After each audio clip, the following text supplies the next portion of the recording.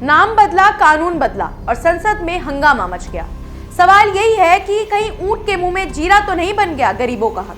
नमस्कार, मैं छवि आपका स्वागत करती हूं द इंडिया मूव्स पे। भारत की संसद में बुधवार और गुरुवार की रात को जिस बिल को लेकर हंगामा हुआ वह विकसित भारत जी राम जी बिल, जिसे सरकार ने मनरेगा यानी महात्मा गांधी राष्ट्रीय ग्रामीण रोजगार गारंटी अधिनियम के विकल्प के रूप में पेश किया है। इसे सरकार ने 2 दिन में पास करवा लिया, लेकिन विरोध में कांग्रेस और अन्य विपक्षी दलों ने जमकर हंगामा किया, रुकावट डाली और आखिरकार कई बार वॉकआउट कर दिया। लोकसभा में बिल पारित हो गया, लेकिन राज्यसभा में बहस देर रात तक चली और करीब 12:15 बजे वोटिंग हुई, जिसमें बिल पास कर दिया गया। कांग्रेस नेताओं का कहना है कि सरकार ने नाम बदलकर राम जोड़ दिया है और इस कदम से गरीबों के अधिकार और मूल उद्देश्य खतरे में पड़ सकते हैं। कांग्रेस नेता मल्लिकार्जुन खड़गे ने बिल पर कड़ा हमला किया और कहा कि जो मंत्री गरीबों के लिए संवेदनशील दिखते हैं वही अब मनरेगा को खत्म कर रहे हैं। उन्होंने चेतावनी दी कि कानून 3 कृषि कानूनों की तरह वापस लिया जाएगा। खड़गे बोले, लोग सड़कों पर आएंगे, विरोध करेंगे, लेकिन इस कानून का समर्थन कभी नहीं करेंगे। गरीबों का सपना पूरा नहीं होगा। सुनिए। लेकिन ऐसा इंसान, ऐसा मंत्री जो करुणा में और गरीबों के लिए करुणा दिखाते हैं, वो इस मनरेगा को बर्बाद कर सकते हैं। जिस ढंग से आप 3 कृषि काले कानून को वापस लिए, तो ऐसा एजिटेशन आपको चाहिए कि लोग आपको गड़बड़ करने से, रास्ते बंद होने से, गोलियां खाने से यही पसंद है। उसी वक्त अगर आप ये करते हैं तो लोग मजबूरन रास्ते पे आएंगे, सड़क पे आएंगे, गोलियां भी खाएंगे, लेकिन इस कानून को सपोर्ट कभी नहीं करेंगे और हम लड़ते रहेंगे। वहीं इसके बाद तृणमूल कांग्रेस के डेरेक ओब्रायन ने राज्यसभा में कहा कि यह बिल एक जमींदारी मानसिकता से आया है। उन्होंने आगे बताया कि मनरेगा एक अधिकार था, यह किसी का तोहफा नहीं था और ग्रामीण महिलाएं इसके सबसे बड़े लाभार्थी थी। नए बिल में मनरेगा को खत्म करने और केंद्रीय सत्ता को अधिक अधिकार देने की कोशिश की जा रही है, जिससे राज्य योजना बनाने या कार्यान्वयन में निर्णय नहीं ले पाएंगे। The bill comes from a feudal mindset. Their mindset is feudal, sir. Manrega was a right. It was a right. Now they want to dish it out as a dole before polls. Listen to this. They're going to be the biggest losers. For the last 5 years, over 50% of the work done by women, sir.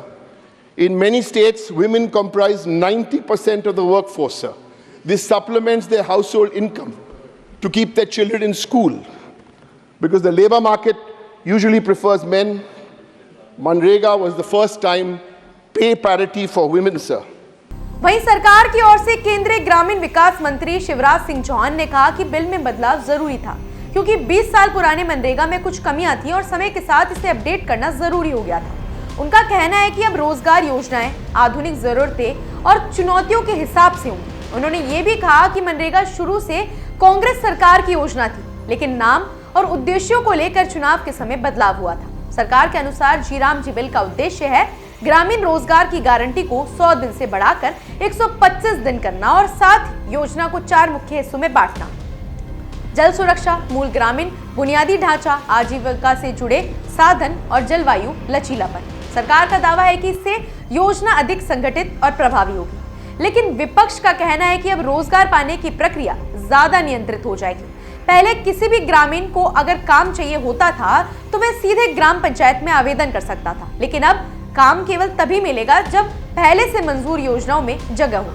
इसका मतलब ये हुआ कि लोगों की जरूरतों के बजाय सरकार द्वारा तय योजनाओं पर काम करना होगा। विपक्ष ने इसे गरीबों के अधिकार पर हमला बताया और कहा कि अब योजना का मूल गारंटी और सुरक्षा का पहलू कमजोर हो जाएगा।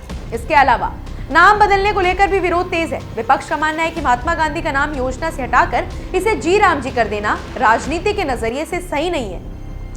वास्तव में इस बिल को लेकर संसद में जो बहस हुई वह सिर्फ कानून की नहीं बल्कि भावनाओं की भी थी। विपक्ष का आरोप है कि सरकार गरीबों के भरोसे के साथ खेल रही है, जबकि सरकार का कहना है कि ये बदलाव समय की मांग है और गरीबों को अधिक लाभ पहुंचाने के लिए किया गया है। विरोधियों ने कहा कि ये बिल उसी तरह का ब्लैक बिल है जिसे जनता कभी स्वीकार नहीं करेगी।